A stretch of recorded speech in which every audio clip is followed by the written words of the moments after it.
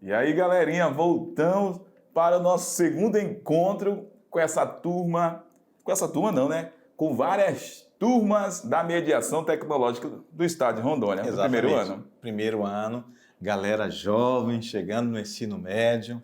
Bem, essa aula vai ser interessante, Rogério. Sabe por que vai ser interessante? Por quê? Porque ela vai ficar bem claro para o aluno agora, nesse momento, que a geografia se relaciona com a questão cartográfica, que é exatas, que é cálculo. Muito bem. Se relaciona com o poder. Exatamente. A questão política. Muito bem. Geopolítica.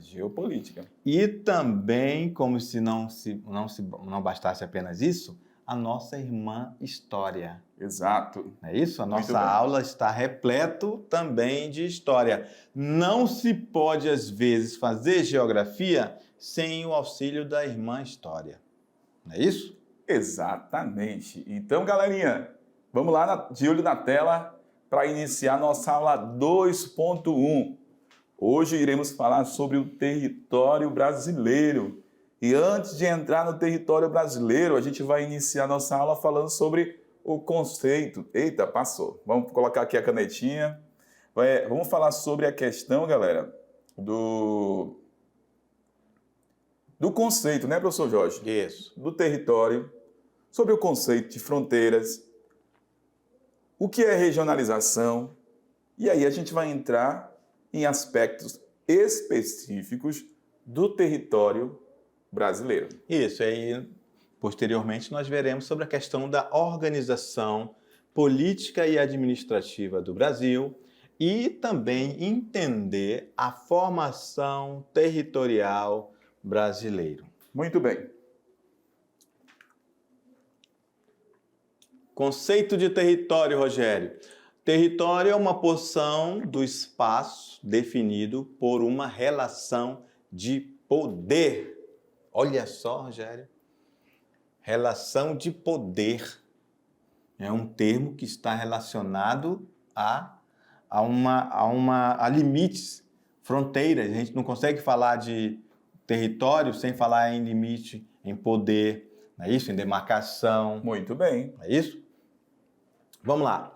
Formado não apenas por suas fronteiras, o território, né, uma vez que essas nem sempre são precisas ou visíveis, mas principalmente pelas relações simbólicas, estruturais e de poder que garantem a sua existência e dinamicidade. Rogério, olha só que palavra bonita, Rogério. Dinamicidade. Rogério, você está um verdadeiro... Como é que é um verdadeiro dicionário, Rogério. Como é que você foi buscar essa palavra bonita? Então, ou seja, é dinâmico, né, Rogério? Dinâmico, é dinâmico. Existe essa possibilidade de mudanças, como houve ao longo do tempo, não é isso? Exato. O espaço mudando, os territórios mudando o tamanho, o lugar, né? O lugar não continua o mesmo, mas as suas fronteiras mudam. Seus limites. Aumentando, diminuindo. Isso, né? Ou diminuindo, dependendo de como se dá essa relação de poder. Muito bem. É isso? Vamos lá, galera. Atualmente, o termo é utilizado em sentido mais amplo. Indica uma área delimitada pelo exercício de poder de uma coletividade ou de uma instituição. Por exemplo, né, quando a gente fala aí da coletividade, uma área produtiva de um determinado grupo de cooperados. Ele tem ali uma área para se produzir. E aquela área que ele produz, ele vai produzir até onde ele tem a posse, que essa posse representa aí uma relação de poder. Estou colocando na prática, mas pode ser uma posse de um determinado país. Por exemplo, a gente tem um determinado país A e o determinado país B. Vamos lá, aqui eu tenho o país A, aqui eu tenho o país B. A partir do momento que eu avanço esse limite, muitas das vezes que às vezes não tem nem um rio, não tem nada que identifique, e começo de repente a adentrar esse território que não é daquele determinado país, vai gerar o quê? Conflito. Conflito. Não é isso, professor Jorge? Exatamente. Não necessariamente esse conflito a gente está dizendo em guerra. Guerras. Não necessariamente. Se torna uma situação ali de litígio Muito que bem. pode culminar numa guerra. Exatamente. Né? Muito bem. Mas litígio, conflito, região de conflito, ela não necessariamente está tendo guerra, né? Então, galerinha, toda vez que você lá na sua prova de geografia do primeiro ano, lá no Enem ou no vestibular, as questões referentes a território sempre vão estar relacionando alguma coisa relacionada a essa situação de poder. Uma relação de poder, a situação de poder, lembre-se do conceito aí da geografia do território. Beleza, professor Jorge? Perfeito, garoto. Vamos lá no quadro. Vamos lá. Isso significa que o território do Estado contém muitas territorialidades. O território dos estados, ou dos municípios, ou dos moradores de um bairro e etc. Olha só. Legal esse exemplo. Territorialidades, né, Rogério? Exato. Ou seja, o território do estado tem o quê? O território dos municípios. Dentro dos municípios tem os bairros. Dentro dos municípios tem os distritos. Exatamente. É isso? Então, são várias formas de se territorializar um espaço geográfico. Por exemplo, esse estado está falando aí, estado, o caso do Brasil, né? Isso, o estado país nacional. Nacional, o Brasil, por exemplo. Eu tenho vários municípios, eu tenho bairros, mas aí o legal é de município, né? Estado também, porque, por exemplo, o professor Jorge é um município A. Não, é um município J. Eu sou o município R. O professor Jorge não pode invadir minha área para produção, para de repente extrair o meu recurso mineral, porque eu tenho a posse territorial sobre aquele determinado espaço. Então, é interessante, tanto o professor do território J, quanto o professor do território R, pertencemos aí a um Estado Nacional Brasil. Mas temos aí o que, galera? As nossas autonomias, os nossos poderes diferenciados entre cada município, né, professor Jorge? É isso aí. Perfeito. Vamos lá? Olha aí, professor, vou deixar você falar porque xadrez, olha aí, vou falar uma curiosidade aqui do professor Jorge. O professor Jorge se ama de jogar xadrez, ó. E ele vai falar um pouquinho sobre a questão do xadrez nessa questão de disputa de território. Rogério, rapaz, eu não queria falar não, mas além de você ser o meu amigo, você é fofoqueiro. Eu não falei para você dizer que eu jogo xadrez, não. Tá? Mas ele joga xadrez só nas horas vagas. Não quero saber. Vamos lá. Brincadeira à parte, galera. Realmente, professor Jorge, a gente joga xadrez. Olha só, super recomendo, Rogério, galera aí. Verdade, tem que aprender. Xadrez, né? Xadrez é um esporte, é uma arte, envolve cálculo, envolve raciocínio lógico. Muito bem. Raciocínio lógico e, além do mais, faz com que a pessoa conheça várias pessoas no mundo inteiro. Muito bem. É isso, e geralmente são pessoas com um alto nível de intelecto. Não estou falando de mim não, tá, pessoal? Mas geralmente as pessoas que jogam xadrez têm boas habilidades na área de cálculos, tá? E realmente a geografia desse jogo de poder de território pode ser comparado ao xadrez. Porque o xadrez é aquele tabuleiro que parece de dama, só que as peças têm movimentos diferentes e cada um tem um rei, como se fosse dois estados-nação. E cada um jogando contra o outro, querendo tirar o espaço do outro, quando o outro pode se ver já sem espaço e já vai ter que entregar espaços para o seu inimigo. Então, o jogo de xadrez é um ótimo elemento para entender não só a questão do território e a ocupação, mas inclusive a questão da geopolítica internacional, Muito que bem. é um verdadeiro jogo de xadrez. Top de linha, professor. Beleza? Tá vendo aí, ó, professor? Entende mesmo de xadrez, e não só de xadrez, da geografia também, que está fazendo essa relação aí do xadrez, professor Jorge. Parabéns, arrepiou. Vamos lá no quadro, então. Para de puxar o saco do Jorginho, por favor. Agora eu vou querer um lanche final de semana, galera, porque eu já falei bem do professor, né? Ele tem que pagar para mim. Ganhou uma saltenha daquelas de R$1,99. Fechou. Só o vento dentro. O que importa é a intenção do coração. Vamos lá. As fronteiras. O termo fronteira tem a mesma raiz da palavra frente. Portanto, o sentido etimológico seria o que se põe à frente de algo. Em sua origem, indicava simplesmente a margem do mundo conhecido. Então, como a gente viu na aula passada, o mapa lá de 200 anos de Cristo, a gente tinha ideias ali que naquele período só tinha aquela porção da Europa, da África, do norte da África, da Ásia que era ocupada. Então ali era o mundo, né, conhecido, e não imaginava o que estava além desse mundo conhecido. Avançando aqui com mais informações de fronteira, hoje em dia a fronteira marca o encontro dos territórios. Para o estabelecimento dos limites em uma área de fronteira, ou nas áreas de fronteira, como o texto está falando, são elaboradas regras que podem gerar conflito, sobretudo quando há população que compartilha a mesma origem. Por exemplo, nós temos uma área de fronteira, que é, como o professor Jorge falou há pouco, é uma questão do litígio, que a gente vai ver até na prática daqui a pouquinho, e aquela área está sendo ocupada por diferentes povos ou diferentes países. Enquanto não há a decisão daquele espaço geográfico, quem pertence na realidade, vai ter ali o que? Problemas, conflitos por conta dessa indefinição de fronteiras. E essa indefinição vai gerar uma área de litígio. Exatamente. Vamos lá. Avançando. Hoje, olha o limite, é reconhecido como uma linha e não pode ser, portanto, habitada ao contrário de fronteira. Então, limite pode ser uma linha, vamos colocar, só de demarcação, mas que, na verdade, é uma linha, às vezes, até mesmo que é imaginária, né? Imaginária no sentido que a gente não consegue visualizar. Mas ela existe. Mas ela existe. Já a fronteira, o que é? É uma área ocupando uma faixa que constitui uma zona, muitas vezes bastante povoada, onde os habitantes de estado vizinho podem desenvolver esse intercâmbio. Fala aí, Rogério, aqui de Rondônia.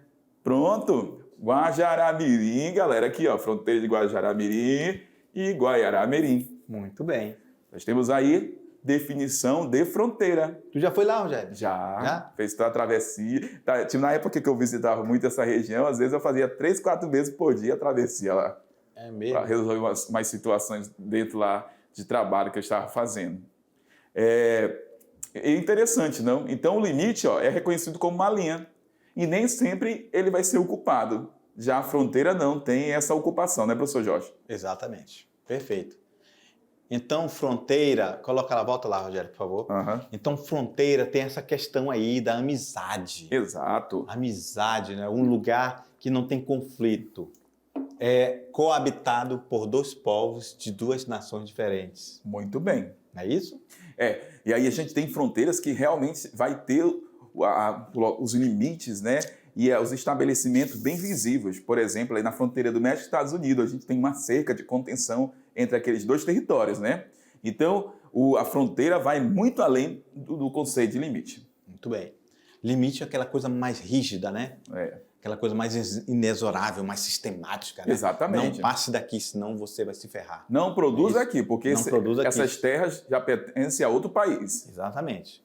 Vamos lá. Para melhor entendimento sobre o conceito de fronteira, é necessária a compreensão do conceito de soberania. Que soberania é o poder de mando de última instância numa sociedade política. Olha só que interessante, galera. Falamos de limite, falamos de fronteira. Exatamente. E agora já estamos em soberania. Muito bem. O Brasil tem uma Constituição, né, Rogério? Temos. E lá está escrito que o Brasil é um Estado soberano. Dizer que o Brasil é um Estado soberano quer dizer que a gente tem que subentender que aqui tem fronteiras, têm limites Isso e mesmo. devem e precisam ser respeitadas. Exatamente. Porque nós, enquanto um povo que tem os limites territoriais, tem suas fronteiras, nós somos um povo soberano. Isso Que mesmo. dentro desse território, a gente decide os rumos do nosso futuro, de nossa nação. Exatamente. Beleza? Imagine só, galera, se não houvesse essa autonomia da soberania entre os países. A gente só vive em guerras, né, professor Jorge? Conflitos Como constantes. tem lugares no mundo que vivem assim. né? Exatamente. Vamos lá. Perfeito. Olha aí, galera. Mais informações sobre fronteira, né? Então, soberania ainda trata-se do poder absoluto da ação legítima no âmbito político e jurídico de uma sociedade. O conceito de soberania é comumente atribuído ao Estado. Quando a gente fala em Estado, nesse contexto, né, Rogério? Nós estamos falando do Estado-nação. Muito bem. É isso? Nosso país, né? Isso, nosso país. Ao Estado como única entidade capaz de criar leis e mantê-las em vigência. Ou seja, é o Estado soberano que dita as regras de toda aquela sociedade, aquela nação que está dentro daquele território. Exatamente. É isso? Muito bem. Beleza.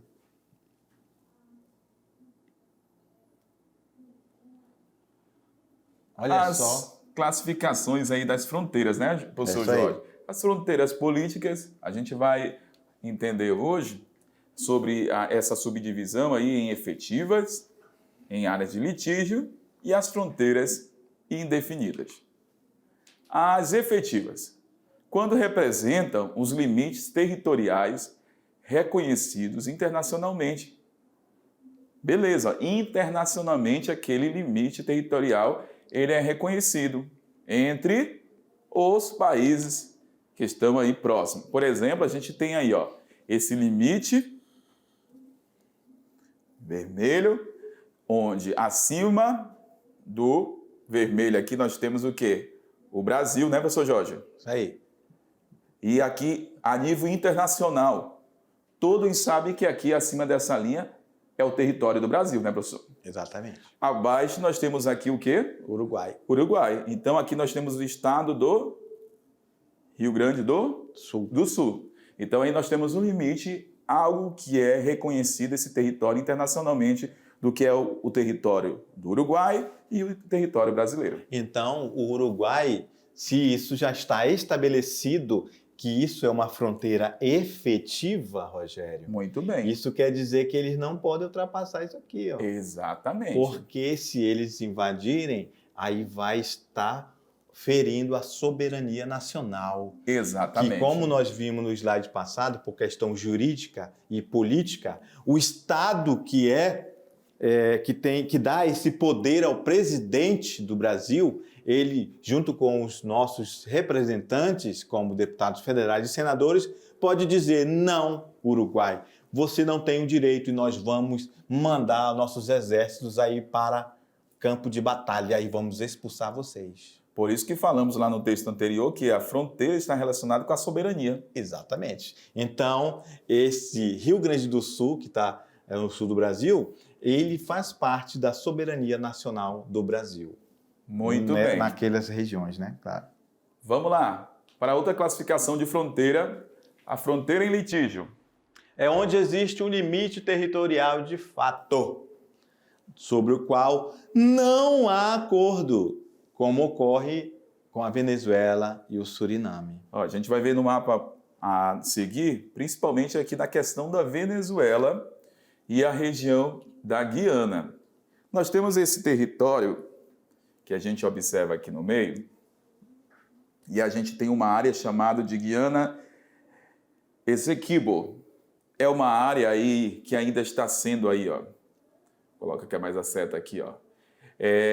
Nessa região aqui que está traçada, tá? Deixa eu pegar aqui. Essa aqui. Essa área, professor Jorge, entre a Venezuela e a Guiana, ela é uma área de discussões sobre domínio de território há mais de 100 anos. Desde o processo da colonização pelos britânicos e, no caso da Venezuela, pelos espanhóis. Essa área é uma área onde nós temos uma rica fauna, que é É a chamado de continuação Guiana. ali da Amazônia, né? Exatamente. Que nós temos aqui o rio, né? A Guiana Esequibo, como eu falei há pouco, essa região, ela tem, vamos aqui, ela tem uma rica fauna, ela tem a questão aí dos minerais preciosos, como o ouro, como o diamante, e também temos nessa região petróleo.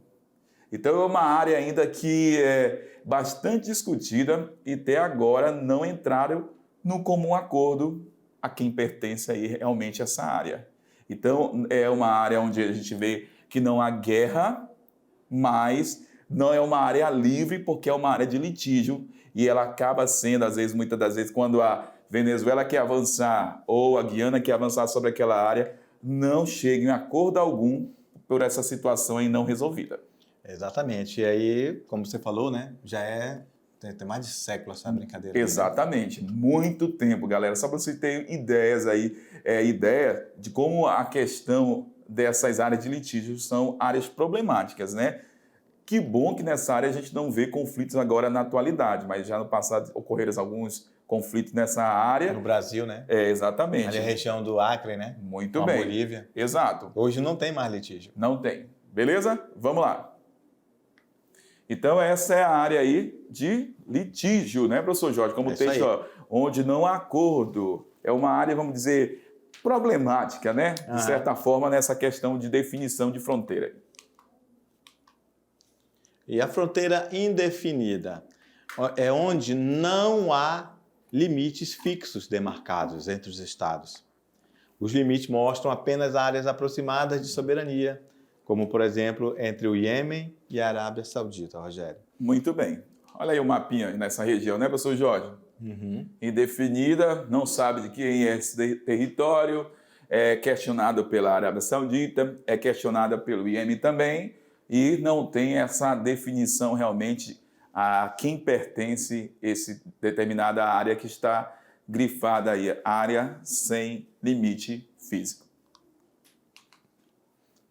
Vamos lá, e agora a gente vem para a segunda parte do nosso momento de hoje, que a gente vai falar sobre um outro conceito que é regionalização. Então, o que é regionalização, né? A regionalização vai fazer a divisão de um extenso espaço em áreas menores, chamadas regiões, que apresentam características internas que as distinguem de outras áreas. Muito bem. E essa regionalização, galera, ela pode ter critérios físicos. Que critérios físicos são esses? Clima, relevo, geologia, vegetação. Então, entender o porquê que nós estamos na Amazônia? Nós estamos na região, fizeram uma regionalização da Amazônia. Exatamente. Você come tambaqui aqui em Rondônia, mas você também come lá no Amapá. Lá também tem tem o peixe, né? Tambaqui, tem o pacu, tem piranha. É isso? Então tem vários peixes que estão no mesmo bioma, tem os mesmos critérios físicos, geológicos. Nós estamos ainda nessa bacia amazônica. Fauna, flora em comum, né? Fauna, flora em comum, Muito clima bem. em comum, Muito relevo bem. em comum. Exatamente. Não é isso? E também podemos fazer regionalização por critérios socioeconômicos, atendendo a objetivos políticos, econômicos e administrativos. Pronto.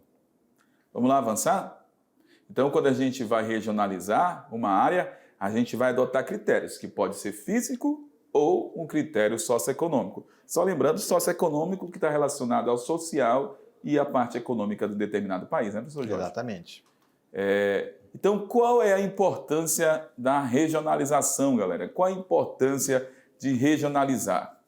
Estudar áreas semelhantes, promover estudos estatísticos, planejar e investigar com mais detalhe aquele determinado espaço geográfico e também conhecer, né, por exemplo, né, a potencialidade. O professor Jorge há pouco falou sobre a questão aí da fauna, da flora da Amazônia. Cada região, cada estado, ele tem o seu potencial. Como, por exemplo, nem toda parte da Amazônia tem uma grande produção da castanha do Pará. mas tem determinado local que produz uma grande quantidade de castanha do Pará. Então, é importante estudar essas áreas, porque a partir desse estudo, os estados, os municípios poderão promover o quê? Medidas para o desenvolvimento daquele grupo que trabalha ali com a castanha do Pará. Aí, falando sobre a questão do critério físico, né? Por exemplo, o Maranhão é lá do Nordeste. Mas aqui para o meio norte ele é mais Amazônia. Muito bem. É isso? Então ele tem mais características de Amazônia. É isso? Então é importante, ó. Não adianta eu chegar lá do Maranhão e falar bem assim, vamos cultivar em toda a porção territorial do Maranhão o mesmo tipo de cultivo. Não dá. Não dá, porque você acabou de falar, a gente tem aqui mais na porção oeste do Maranhão, o quê? Características amazônicas, né? E mais a leste, mais características ali do Nordeste. Isso. Beleza? Inclusive chegando ali na questão da caatinga, né? Muito bem, isso mesmo. Vamos lá. Então, a regionalização do espaço brasileiro. A divisão regional do mais Brasil. difundida, né? Foi feita pelo IBGE. Exatamente. É essa tradicional que a gente ensina na sala de aula. Muito bem. Isso? Que passou aí por várias adaptações, reformulações com o passar do tempo. Isso. Que a última foi a de 1988. Grave esse ano aí, ó.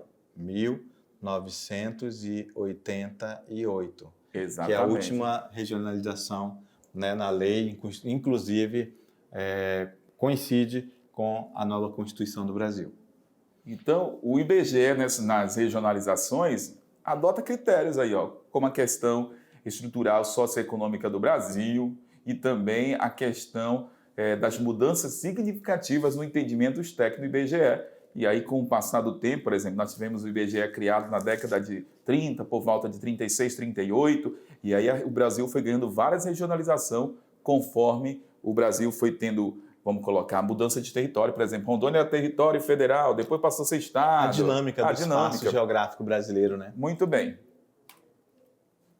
Voltando aqui, ó. Então, segundo o IBGE, temos no Brasil 5 regiões, que é dividida em região norte, região centro-oeste, região nordeste, sudeste e sul, professor Jorge.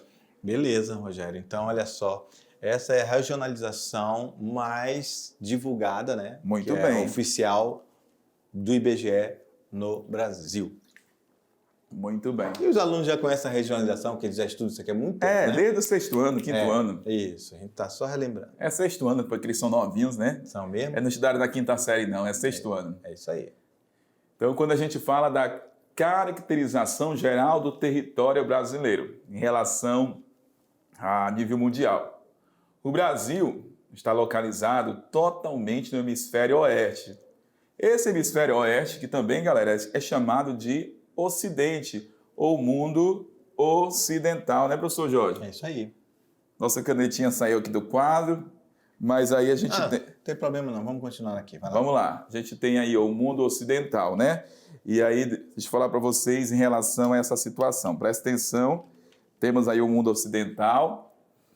O Brasil é a 5ª maior, 5ª maior extensão territorial, aproximadamente 8,5 milhões de quilômetros quadrados. Beleza? Olha aí, professor Jorge, é a 5ª maior extensão territorial, localizada aí totalmente no hemisfério oeste. Mais informações.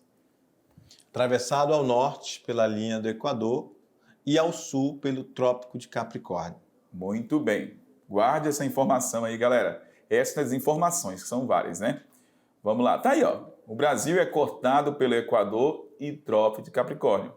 Aqui nós temos a linha do Equador e aqui a gente tem o Trópico que corta o território do Brasil, que não é Trópico de Câncer, é o Trópico de Capricórnio, né, professor Jorge? É isso aí.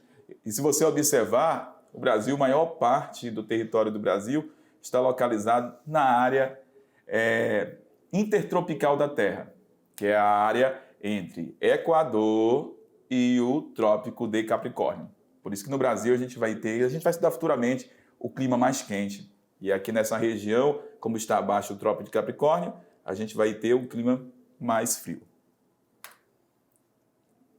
Tá aí, ó, o mapa, né, mundi, e mostrando os maiores países do mundo.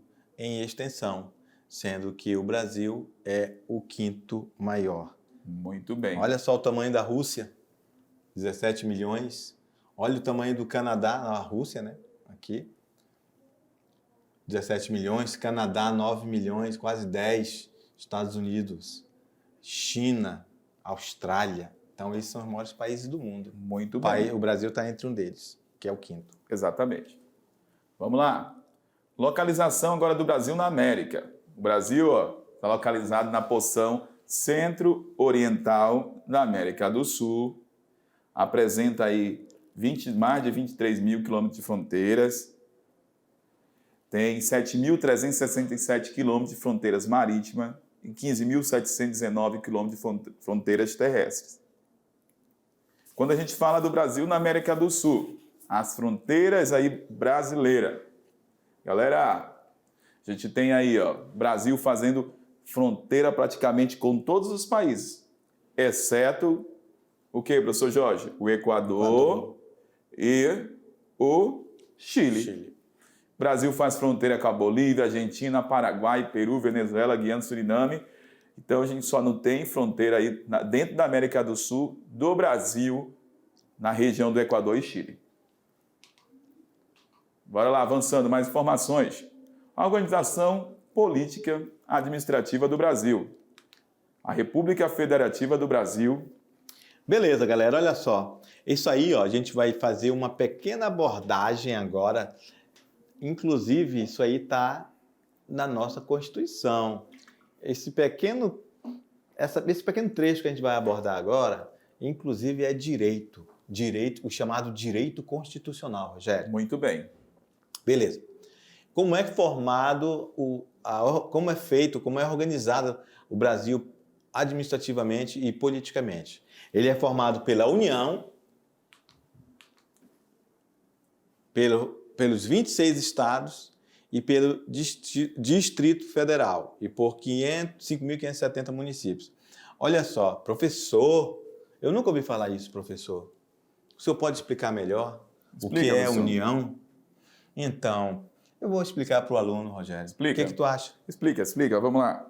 Olha só, quando a gente fala na União, Rogério, a gente está querendo que o aluno entenda que quando ele vê a figura do presidente da República, beleza? Ele é o presidente de toda a República Federativa do Brasil. Isso mesmo. Ou seja, se nós somos uma república federativa, quer dizer que nós temos federações. E uma das federações é Rondônia. Quando você vê lá em algum site completar UF, o que quer dizer UF? Unidade da Federação. Muito bem. Qual unidade da federação você mora? Ou seja, Minas Gerais? Rio Grande do Sul? Rondônia? Então, isso quer dizer que nós somos um ente federado, em que a representatividade de toda essa federação é a União, onde a União tem o poder máximo, o presidente da República, no sistema, no executivo. Muito bem. É isso? E é ele que tem o poder de mandar dinheiro para os estados, mandar dinheiro para um estado que está com algum problema de catástrofe. Então, ele é o responsável por, inclusive, representar o Brasil. Exatamente. É isso? Esse é o papel da União, a grosso modo. Ok? E os estados, a gente já sabe que tem os governadores. Muito bem. Não é isso? E os municípios têm os prefeitos. Beleza? Então, a União é a organização maior do Brasil. Muito bem. Ok? Show! Vamos lá. Vamos lá. E aí nós temos municípios, né, que o professor falou, 5.570 municípios no Brasil. Formação territorial do Brasil. Isso aqui a gente vai fazer uma abordagem histórica, né, professor Jorge? Agora sim a gente tem que voltar lá na história para entender como foi a formação territorial do Brasil. Começa lá pelo Tratado de Tordesilha. Diga-se de passagem, nunca foi respeitado por ambas as partes. Muito bem. Tanto aqui invadiu para cá, como Portugal invadiu para cá. E Portugal se deu bem, que olha o tamanho do Brasil. Exatamente. Isso é assunto lá para você ver com riqueza de detalhe em história. Na história. No entanto, para a gente começar a entender nossa história do território brasileiro, a gente tem que ir lá pro Tratado de Tordesilhas, ok? Exatamente. E pensar do Brasil, terras que viriam ser Brasil, dentro do Tratado de Tordesilhas, então é pensar que é o domínio de Portugal, no Tratado de Tordesilhas estava nessa porção leste, e o domínio espanhol em toda essa porção oeste, como está sendo representada aí, verde pelo oeste, Espanha, né, professor Jorge? E leste, Portugal, amarelo. Aí, Rogério, a gente pode lembrar assim, né? Lembra que a gente falou sobre fronteira, limites, Isso mesmo. litígio, poder, não é isso? E aí, a história clássica é o Brasil. Essa questão da legitimidade das terras, Muito mas bem. ainda com disputa de poder em terras ainda não habitadas. Exatamente. Aí o que aconteceu? Hoje aqui era para a gente ser espanhol. Exato. Só que aí nós não somos brasileiros. Verdade. É isso? Que um dia fomos colônia dos que dominaram essas terras aqui, que foram os portugueses. Muito bem. Depois que conseguimos nossa independência. Isso mesmo. É isso? Muito bem. Mas aqui era da Espanha. Rondônia era da Espanha. Beleza? Beleza. E todo esse processo evolutivo a gente consegue ver essa questão da dinâmica, né? Da formação dos territórios. Vamos lá. E aí a gente tem uma outra imagem agora, aí, ó, os portugueses, vamos analisar daqui a pouco outro mapa. Aqui só um breve texto, a partir de 1532, eles decidiram ocupar a colônia no Brasil. Isso aí, o que eles fizeram?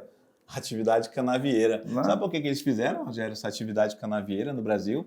Porque eles viram que isso deu muito certo quando eles tinham as colônias deles lá na América Central. Exatamente. É isso? E eles tanto colonizaram lá, como também começaram a ganhar dinheiro. E fizeram a mesma coisa lá no Nordeste brasileiro. Exatamente. Aí guarda aí, ó. Esse primeiro momento, ocupação no Nordeste para o cultivo da cana-de-açúcar e a região do sertão ali, Com a nordestino, pecuária. com a pecuária. Essa ocupação do Nordeste com a cana, principalmente na região conhecida como Zona da Mata, né, professor Jorge? Isso. Beleza. E depois veio a criação de gado, indo já para Ocupando o interior, né? Isso, ali a região Sudeste principalmente, também no Nordeste, né? Exatamente. Vamos lá. Aí tem a mineração lá nas Minas Gerais, né, que foi importante para que fosse ocupada lá no século XVIII. Grande parte de terras espanholas, que eram das terras espanholas, né, começaram a ser invadidas. Então, o sul do Brasil, agora falando do sul do Brasil, ó, foi ocupado durante esse período quando, olha, a pecuária lá no sul do Brasil, ó, dos campos gaúchos, abasteceu a zona mineradora com charque e tropas para o transporte. Então, olha só a dinâmica, né? Uma região do Brasil, cana, sul, pecuária, e essa dinâmica ia fazendo o transporte dessas mercadorias de um lado para o outro e foi dinamizando a economia colonial no Brasil. Exatamente. E a questão da pecuária, né, que abastecia a zona mineradora dentro da região centro-oeste ali do Brasil e sudeste, né? Vamos lá. A região amazônica, como que estava a sua ligação nesse contexto aí, da sua formação? Teve a sua ocupação ligada ao interesse geopolítico da coroa portuguesa, preocupada com a possível expansão espanhola em terra sul-americana e com uma presença de ordens religiosas que utilizavam mão de obra indígena na coleta de especiarias. Isso, então a Amazônia, olha só, era um contexto mais geopolítico, porque a Amazônia, nesse contexto geográfico, Rogério, ela estava muito isolada. Exatamente. Se hoje ainda é um pouco, né? Imagine na época, 1700, 1600. Então isso aqui era um vazio demográfico onde era muito difícil chegar. Exato. Mas tanto os portugueses como os espanhóis sabiam que existiam. E eles queriam domínio sobre isso aqui. Muito bem. É isso? Beleza. Beleza, vamos lá no quadro. E aí, galera, a gente já está chegando ao fim, a gente consegue observar essa estrutura econômica do Brasil no século, né, professor Jorge? 17, e a gente consegue agora entender aquilo que falamos há pouco. Ó. Onde que era a cana-de-açúcar no Brasil, a região da pecuária, a região da mineração, as drogas do sertão, na Amazônia. As drogas do sertão aqui na Amazônia, tá? Entendam como drogas do sertão, vocês que estão chegando agora, não tem nada a ver com droga, tá, galera? Isso são especiarias como pimenta do reino, que a gente come, bota no feijão, canela que a gente coloca no milho, Cravo. no mingau de milho, não é isso? Muito bem. Cacau. Exatamente. Tudo isso era chamado droga de sertão. E isso era caro ir lá para a Europa, porque eram chamadas especiarias exóticas. Muito bem. Eles tinham um alto valor. Exatamente.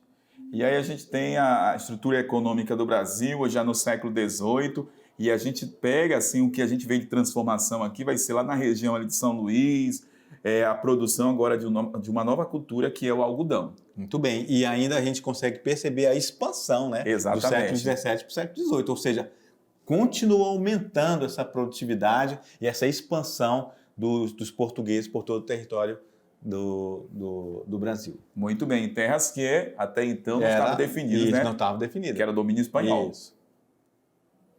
E aí a gente tem a incorporação do território brasileiro. Todos eles aí com suas idades, né? Com seus tempos. Olha aqui o Acre, que foi lá em 1903.